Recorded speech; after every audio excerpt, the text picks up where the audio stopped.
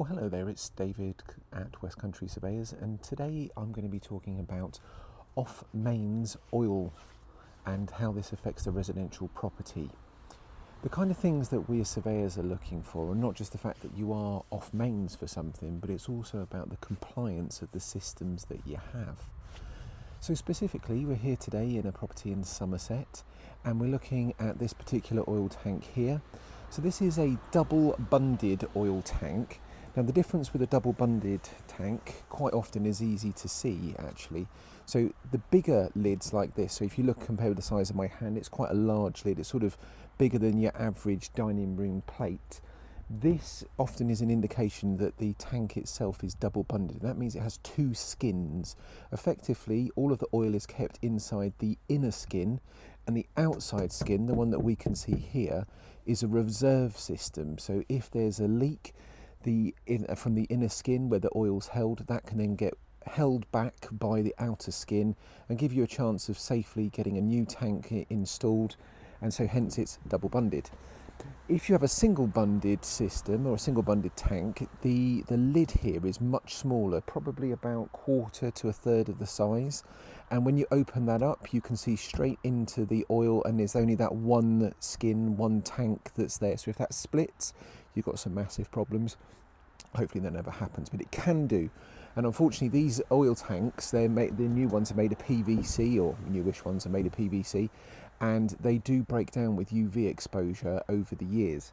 So it's imperative that as part of the survey we're looking at the condition of the tank. We're looking at things like how the tank itself, if there's any micro splits or micro cracks on there, how that is affecting the tank, and also how that would affect the advice that we give to you as the client. So as part and parcel of our inspection, it's not just about here's an oil tank, is it okay from the sun? It's a little bit more than that. So we're also looking at the Offtech rules and regulations in relation to siting of the tank, and the kind of ones that we are looking for are fairly simple, and you can do this yourself. You just need your trusty tape measure. So the first thing that you're going to be looking at is the base. Hopefully you can see that here.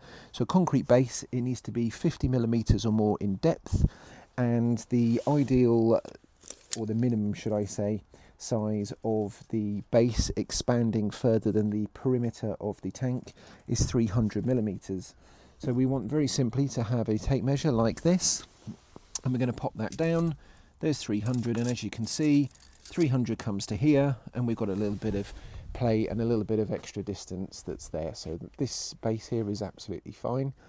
The next measurement that we are looking at, so that's 300, the next one we're looking at is 600 millimeters, and we're looking at 600 millimeters between the tank and foliage. So here we've got a tree.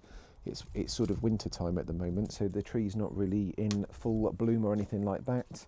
There is one little mini branch here that's in the way, but generally speaking, let's grab us 600 mil.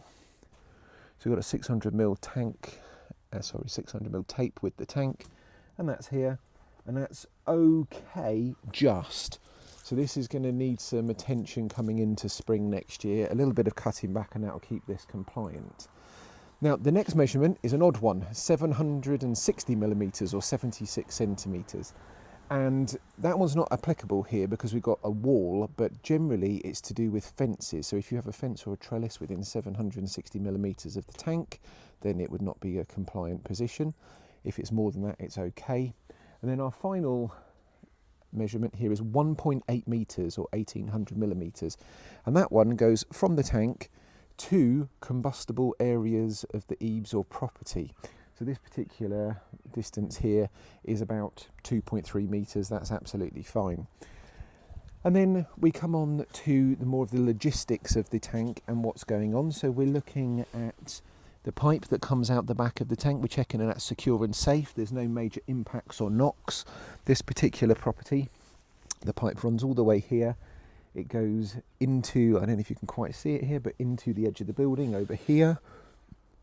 And then it disappears off to the boiler, which in this particular property is an internal boiler. So oil boilers, just like gas boilers, can be internal or external.